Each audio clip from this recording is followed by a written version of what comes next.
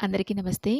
ఈరోజు ఈ వీడియోలో మనం వినబోయే కథ ఏంటో తెలుసుకునే ముందు, కొత్తగా ఎవరైనా మన ఛానల్ చూస్తున్నట్లయితే తప్పకుండా ఒక లైక్ చేసి ఛానల్‌ని సబ్స్క్రైబ్ చేసుకోండి.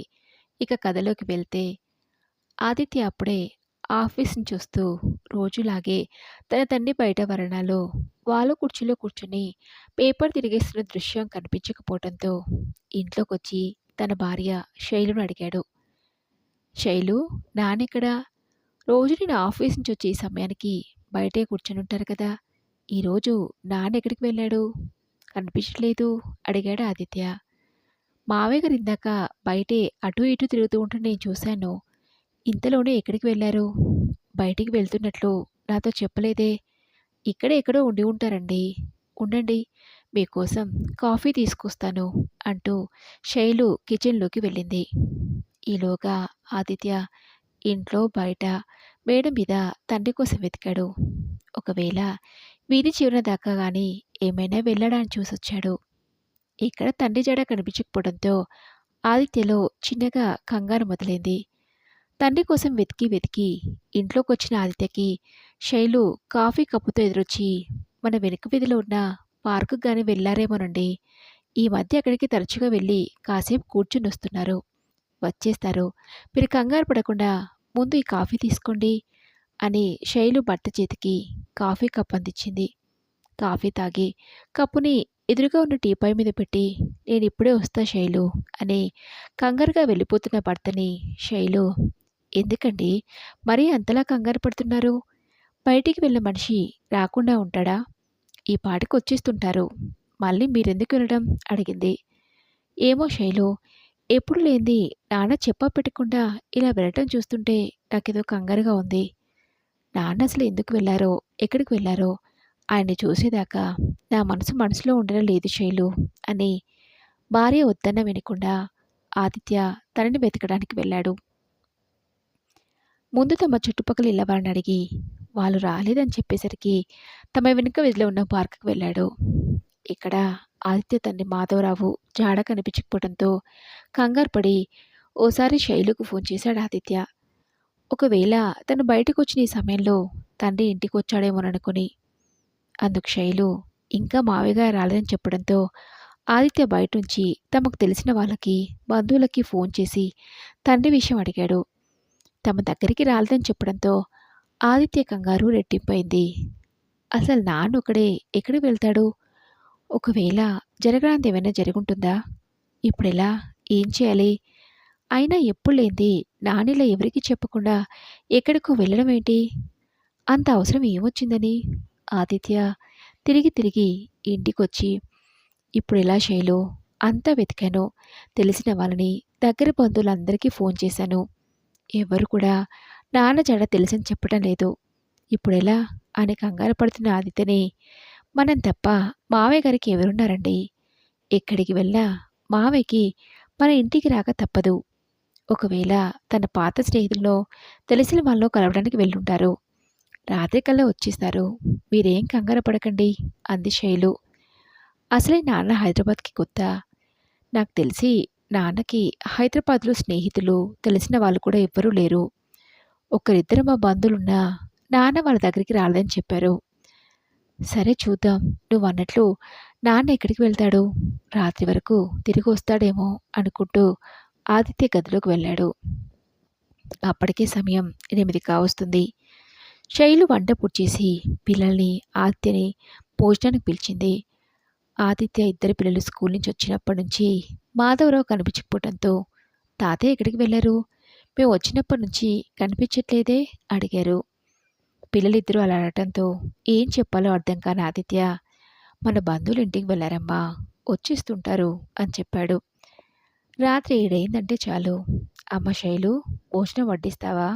అడిగే నాన్న 8 దాటినా ఇంకా ఇంటికి రాలేదంటే ఎక్కడికి వెళ్ళినట్టు? నాన్న మాతో చెప్పి వెళ్ళినా కనీసం ఆయన దగ్గర ఒక ఫోన్ ఉన్నా మాకీ టెన్షన్ ఉండేది కాదు కదా! ఎన్నోసార్లు చెప్పాను, మీ దగ్గర ఒక ఫోన్ ఉంచుకోండి నాన్న అంటే, నాకెందుకురా ఈ ఫోన్లు, అయినా ఇల్లు దాటి నేనెక్కడికి వెళ్తానని అనేవారు. ఇప్పుడు చూడు, ఎక్కడికి వెళ్తున్నాడో చెప్పకుండా వెళ్ళాడు. ఫోన్ చేసి కనుక్కుందామంటే ఆయన దగ్గర ఫోన్ లేదు. ఇప్పుడేం చేయాలి? రాత్రి ఇంత సమయం అయినా నాన్న రాలేదు. అసలేమైందో, ఎక్కడున్నాడో, నాన్న జాడ తెలిసినా ఆయన క్షేమంగా ఉంటే అంతే చాలు భగవంతుడా అని ఆదిత్య మనసులో ఆ దేవుని తలుచుకుని పిల్లలతో కలిసి ఓ 2 ముద్దల అన్నం తిని టెన్షన్ తట్టుకోలేక ఇంట్లోకి బయటికి తిరుగుతున్నాడు. కాసేపటికి అందరి భోజనాలయిపోవటంతో శైలు వంటగదిని శుభ్రం చేసి ఇంట్లోకి బయటికి కంగారుగా తిరుగుతున్న భర్త దగ్గరకొచ్చి, "ఇప్పుడెలా అండి? ఏం చేద్దాం? ఏదైనా పని ఉండి వెళ్ళాలనుకున్నా ఈ సమయానికల్లా ఇంటికి రావాలి. ఇంకా రాలేదంటే అసలెక్కడికి వెళ్ళినట్టు? ఒక పని చేస్తే" "ఏంటది?" అడిగాడు ఆదిత్య. "మావయ్య కనిపించట్లేదని పోలీస్ స్టేషన్‌లో కంప్లెయింట్ ఇస్తే" అడిగింది శైలు. "పోలీస్ కంప్లెయింటా? విషయం అక్కడి దాకా వెళ్తే ఇంకేమైనా ఉందా? పరువు పోదు" అన్నాడు ఆదిత్య. "మరెలాగండి? ఇంతకన్నా మనం ఇంకేం చేయగలం?" అంది శైలు. "నేను అదే ఆలోచిస్తున్నాను. ఏం చేయాలో అర్థం కావట్లేదు. రేపు ఉదయం దాకా చూసి అప్పటికి నాన్న తిరిగి రాకుంటే ఏం చేయాలో ఆలోచిద్దామని మళ్ళీ ఆదిత్యని అనటంతో సరే అంది శైలు. కాసేపటికి శైలు పిల్లలు నిద్రపోయారు. మధ్యరాత్రైనా ఆదిత్యకి ఇంకా నిద్ర రావటం లేదు. ఏ చిన్న అలికిడి వినబడినా నాన్నొస్తున్నాడేమో అని తలుపు తెరిచి ఆతృతగా చూస్తున్నాడు. తండ్రి కనబడపోయేసరికి విసుగ్గా వెళ్ళి సోఫాలో వాలిపోతున్నాడు. అలా మధ్యరాత్రి దాటినా మాధవరావు ఇంటికి తిరిగి రాకపోయేసరికి ఆదిత్య, శైలు అన్నట్లు పోలీస్ కంప్లైంట్ ఇవ్వడం తప్పితే నాకు మరో మార్గం లేదా? అసలు నాన్న ఎందుకిలా చేశారు? ఏదైనా విషయం ఉంటే చెప్పొచ్చు కదా అనే ఆలోచనలో ఆదిత్యకి కన్నంటుకుంది. మెలకువ వచ్చి చూసేసరికి ఉదయం 7 అవుతుంది. గబగబా లేచి తండ్రి కోసం ఇల్లంతా వెతికాడు. మాధవరావు ఎక్కడా కనిపించకపోయేసరికి అంటే నాన్న ఇంకా రాలేదా అనుకుంటూ వంటింట్లో ఉన్న శైలు దగ్గర వెళ్ళి, నాన్న ఇంకా రాలేదా శైలు? నాన్న రాలేదని తెలిసినా నన్నెందుకు నిద్రలేపలేదు అడిగాడు ఆదిత్య. రాత్రంతా మావయ్య గారి గురించి ఎదురు చూస్తూ మీరు నిద్రపోయినట్లేరు. ఎప్పుడో తెల్లవారుజామున పడుకుని ఉంటారని మిమ్మల్ని నిద్ర లేపలేదండి అంది శైలు. అసలు నాన్న ఎక్కడికి వెళ్ళారో ఏంటో, ఎక్కడిని వెతకను?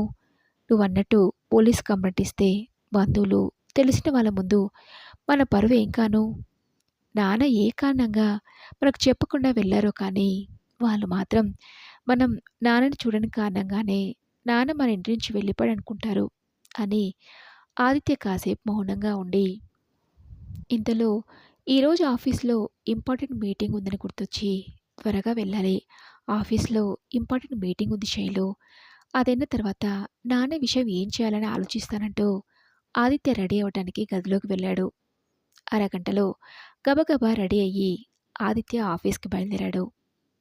ఆదిత్య ఆఫీస్కి వెళ్ళాలన్న మాటే కానీ ఆలోచనంతా తండ్రి మీదే. నాన్న వచ్చుంటాడా? ఒకవేళ నాన్న ఇంటికి వచ్చుంటే శైలు ఫోన్ చేసి ఉండేది కదా. అంటే నాన్న ఇంకా రాలేదన్నమాట. పోలీస్ కంప్లైంట్ ఇవ్వడం తప్పితే మరో దారి లేదు. సరే, ఈ మీటింగ్ పూర్తవ్వాలి కదా అనుకుంటూ ఆదిత్య దిగాలుగా మీటింగ్ ప్లేస్కి వెళ్ళాడు. 11 గంటలకల్లా మీటింగ్ పూర్తయింది. ఆఫీస్లో తను పూర్తి చేయాల్సిన కొన్ని ముఖ్యమైన పనులుంటే తన కొలీగ్ శ్రీధర్కి అప్పగించి, ఏదైనా అర్జెంట్ అయితే కాల్ చేయి శ్రీధర్, నేనొక ముఖ్యమైన పని మీద బయటకు వెళ్తున్నాను అని చెప్పాడు ఆదిత్య. అది సరే కానీ ఉదయం ఆఫీస్కి వచ్చినప్పటి నుంచి చూస్తున్నా చాలా డల్గా కనబడుతున్నావు. ఏమైంది? ఎనీ ప్రాబ్లం అడిగాడు శ్రీధర్. ఆదిత్య, ప్రాబ్లం అంటే చిన్న ప్రాబ్లం కాదు శ్రీధర్, చాలా పెద్ద ప్రాబ్లమే. అది కూడా అనుకుని సమస్య వచ్చి పడింది అన్నాడు ఆదిత్య. ఏంటది అడిగాడు శ్రీధర్. ఆదిత్య విషయం ఇది అని చెప్పడంతో, అదేంటి మీ నాన్న మీకెవరికీ చెప్పకుండా వెళ్ళిపోవడం ఏంటి? ఏదైనా ముఖ్యమైన పని మీద వెళ్ళుంటారా? మీ బంధువులకి ఫోన్ చేసి కనుక్కోలేకపోయావా? నాన్నగాని మీ దగ్గరకు వచ్చాడా అని అడిగాడు శ్రీధర్. నిన్న సాయంత్రమే అందరికీ ఫోన్ చేశాను శ్రీధర్, నాన్న వాళ్ళ దగ్గరికి రాలేదని చెప్పారు అన్నాడు ఆదిత్య. మీ నాన్నకున్నది నువ్వు ఒక్కడివే కదా. పోనీ ఇంకెవరైనా చూడటానికి వెళ్ళాడా అంటే అదే లేదు. అయినా మీతో చెప్పకుండా వెళ్ళాల్సిన అవసరం ఏంటి? ఇంట్లో ఏదైనా గొడవ జరిగిందా ఆదిత్య అడిగాడు శ్రీధర్. అలాంటిది ఏం లేదు శ్రీధర్, నాన్న మేము బాగా చూసుకుంటాం అని చెప్పాడు ఆదిత్య. శ్రీధర్ కాసేపు మౌనంగా ఉండి, మీ ఇంటికి దగ్గరలో ఉన్న ఓల్డేజ్ హోమ్లలో వెతికావా ఆదిత్య? ఒకవేళ మీతో ఉంటే ఇబ్బంది అనిపించి ఏదైనా ఓల్డేజ్ హోమ్గానే వెళ్ళారేమో అన్నాడు శ్రీధర్. నాన్నకి మేమంతా ఉండి కూడా ఓల్డేజ్ హోమ్‌లో చేరాల్సిన అవసరం ఏముంటుంది? అక్కడికేం వెళ్ళి ఉండడు శ్రీధర్ అన్నాడు ఆదిత్య. చెప్పలేం ఆదిత్య. పెద్దవాళ్ళ మనసు చంచలంగా ఉంటుంది. ఎవరు ఏ చిన్న మాటన్నా తమ మనసుకి ఏమాత్రం కష్టంగా అనిపించినా తట్టుకోలేరు. ఒకవేళ అలాంటిదేమైనా జరుగుంటుందేమో అని అలా అన్నాను. మరిప్పుడేం చేద్దామనుకుంటున్నావు? అడిగాడు శ్రీధర్. నాన్న కనిపించట్లేదని పోలీస్ కంప్లెయింట్ ఇద్దామనుకుంటున్నాను అన్నాడు ఆదిత్య. పోలీస్ కంప్లెయింటా? ఎలాగో తెలిసిన వాళ్ళందరినీ అడిగావు, చుట్టుపక్కలంతా వెతికావు. అలాగే ఓల్డేజ్ హోమ్‌లో కూడా ఓసారి వెతికి చూడు ఆదిత్య. అక్కడ కూడా కనిపించకుంటే ఆ తర్వాత ఆలోచిద్దాం అన్నాడు శ్రీధర్. సరే, నువ్వు చెప్పినట్టు చేశానని వెళ్ళబోతున్న ఆదిత్యని శ్రీధర్, ఆగాదిత్య, నీతో పాటు నేను కూడా వస్తానని చెప్పి ఆఫీస్లో పర్మిషన్ తీసుకొని శ్రీధర్ కూడా ఆదిత్య వెంటే వెళ్ళాడు. తమ ఇంటికి దగ్గరలో ఉన్న వృద్ధాశ్రమాలన్నీ వెతికారు. అయినా మాధవరావు ఎక్కడా కనిపించకపోవడంతో ఇక మీదట వెతికి లాభం లేదని పోలీస్ కంప్లైంట్ ఇవ్వడానికి వెళ్ళబోతుంటే ఆదిత్యకి తన ఫోన్ మోగిన శబ్దం వినిపించి ఫోన్ లిఫ్ట్ చేశాడు. హలో, మాధవరావు గారి అబ్బాయి ఆదిత్య మాట్లాడుతున్నారా? అడిగాడు అవతల నుంచి ఓ వ్యక్తి. అవునండి, మీరెవరు? అడిగాడు ఆదిత్య. నా పేరు రఘు. మీ నాన్నగారు ఇప్పుడు మా ఇంట్లోనే ఉన్నారు. ఆయన కనిపించట్లేదని మీరు కంగారు పడుతుంటారని ఫోన్ చేశాను అని రఘు అనటంతో, అవునండి, నాన్నప్పుడు ఎక్కడున్నారు? నిన్నట్టుంచి ఆయన కనిపించకపోయేసరికి ఆయన గురించి వెతికిన చూడలేదు. మీ అడ్రస్ చెప్పండి, నేను ఇప్పుడే బయలుదేరుతానని చెప్పడంతో రఘు తన ఇంటి అడ్రస్ చెప్పి, తొందర ఏమీ లేదు, నిదానంగానే రండి, ఆయన ఇక్కడ క్షేమంగా ఉన్నారని చెప్పి ఫోన్ పెట్టేశాడు రఘు. తండ్రి జాడ తెలియడంతో ఆదిత్య వెంటనే బయలుదేరాడు. తన వెంట శ్రీధర్ కూడా ఉండటంతో అసలు రఘు ఎవరు? మా నాన్నకి వాళ్ళ ఇంటికి వెళ్ళాల్సిన అవసరం ఏంటి? ఏదైతేనేం నాన్న క్షేమంగా ఉన్నారని తెలిసింది, నాకంతే చాలు అనుకుంటూ రఘు చెప్పిన అడ్రస్కి చేరుకున్నారు ఆదిత్య, శ్రీధర్. తండ్రిని చూడగానే ఆదిత్య కలలో నీళ్లు. నిన్నట్టుంచి మీరు కనిపించకపోయేసరికి మేమంతా ఎంత కంగారు పడ్డామో తెలుసా? అసలు ఏమైంది నాన్న? మాతో చెప్పకుండా ఎందుకిలా వచ్చేశారు? అసలు ఈ రఘు ఎవరు? అని తండ్రి మీద ప్రశ్నల వర్షం కురిపించాడు ఆదిత్య. మాధవరావు ఏం మాట్లాడలేదు. రఘు కానీ తన్ని తను పరిచయం చేసుకున్నాడు. నా చిన్నప్పుడు నేను మీ నాన్నగారు టీచర్గా పాఠాలు చెప్పిన స్కూల్లోనే చదువుకున్నాను. సాఫ్ట్వేర్ ఇంజనీర్గా ఇక్కడే పనిచేస్తున్నాను. నిన్న సాయంత్రం నా ఫ్రెండ్ని రిసీవ్ చేసుకోవడానికి స్టేషన్కి వెళ్ళినప్పుడు అక్కడ మాధవరావు మాస్టర్ కనిపించడం చూసి, ఎలా ఉన్నారు మాస్టరు? ఎక్కడికి వెళ్తున్నారు? నన్ను గుర్తుపట్టారా? అడిగాను.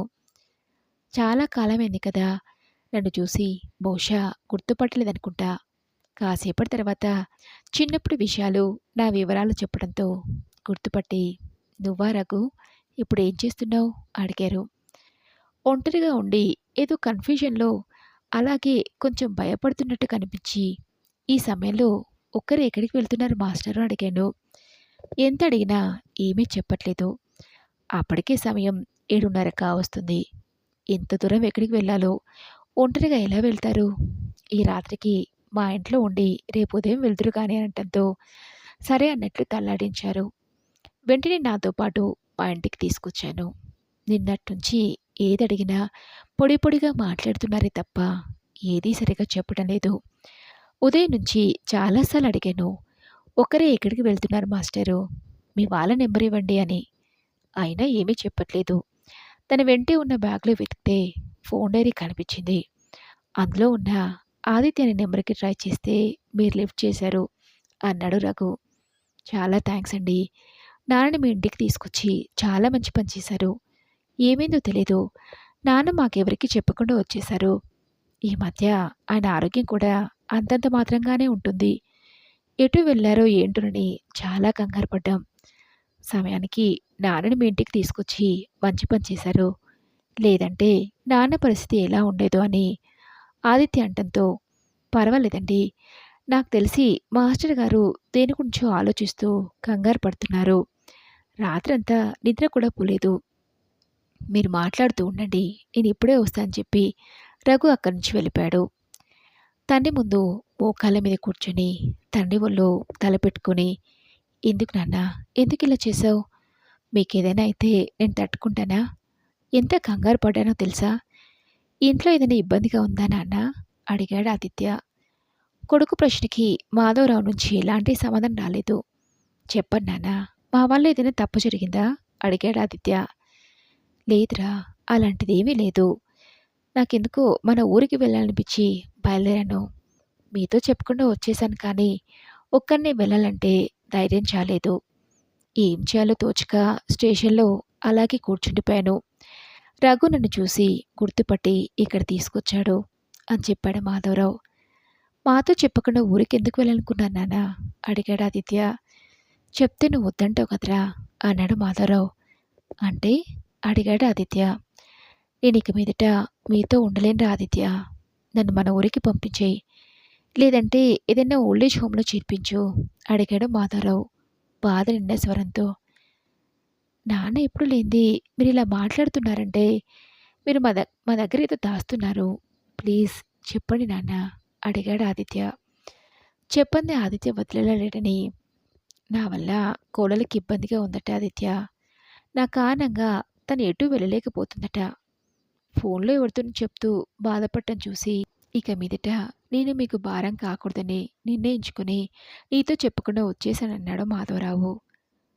అంటే నాన్న ఇంట్లో నుంచి వెళ్ళటానికి తన భార్య శైలు కారణమని తెలిసి ఇంకా అక్కడ ఒక్క క్షణం కూడా ఉండకుండా తన్నే తీసుకుని ఆదిత్య ఇంటికి బయలుదేరాడు. భర్త వెంట మామగారు రావటం చూసి శైలు, మావయ్య గారి జాడ ఎలా తెలిసిందండి అడిగింది. ఆదిత్య నోటి వెంట ఎలాంటి సమాధానం రాలేదు. మావయ్య గారు అసలు ఎక్కడికి వెళ్ళిపోయారు? మాతో మాట మాత్రమే చెప్పకుండా అడిగింది శైలు. ఏ చెప్పి వెళ్తే ఇంకెప్పుడు రాకనని చెప్పి పంపించేదానివా అడిగాడు ఆదిత్య. శైలుకు విషయం అర్థమయ్యి తన మామగారు ఇంట్లో నుంచి వెళ్ళిపోవటానికి కారణం 2 రోజుల క్రితం తన తల్లితో ఫోన్లో మాట్లాడిన మాటలని ఆదిత్యకి తన తండ్రి అంటే ఎంత ఇష్టమో తెలిసి కూడా తప్పుగా ప్రవర్తించి తన మనసుని కష్టపెట్టాడని శైలు ఆదిత్యని క్షమాపణ కోరింది. ఏదో చిరాకులో అలా మాట్లాడిన కానీ ఆయన పట్ల మన బాధ్యతను మర్చి కాదండి. ఇంకోసారి ఇలా జరగకుండా చూసుకుంటానని శైలు అనటంతో ఆదిత్య చేసిందంతా చేసి ఇప్పుడు పశ్చాత్తాపడితే ఏం లాభం? ఒకవేళ నాన్నకి జరగరానిది ఏదైనా జరుగుంటే? నా చిన్నప్పుడే అమ్మ పోతే తల్లి తండ్రి అన్నీ తానై నన్ను కళ్ళలో పెట్టుకుని చూసుకున్నారు. నాన్న రిటైర్ అయిన 10 సంవత్సరాల దాకా మనకి భారం కాకూడదని ఊళ్ళోనే ఉన్నారు. ఆయన ఆరోగ్య పరిస్థితి తెలిసి కూడా నాన్న గురించి అలా మాట్లాడామంటే నిన్నేమనుకోవాలి? ఆయన నాకు కాదు శైలు. ఆ మాటలని నాన్నకు చెప్పు. ఉన్నట్టుండి నీలో వచ్చిన మార్పుకి ఆయన ఆ షాక్ నుంచి ఇంకా తేరుకోలేదు అని ఆదిత్య చెప్పడంతో శైలు తన బావగారిని క్షమాపణ కోరింది. మరి ఇదండి రోజు కథ. ఈ కథపై మీ విలువైన అభిప్రాయాల్ని నాతో కామెంట్ బాక్స్లో షేర్ చేసుకోండి. అలాగే ఈ కథ మీకు నచ్చితే తప్పకుండా ఒక లైక్ చేసి మీ ఫ్రెండ్స్కి, ఫ్యామిలీ మెంబర్స్కి షేర్ చేయండి.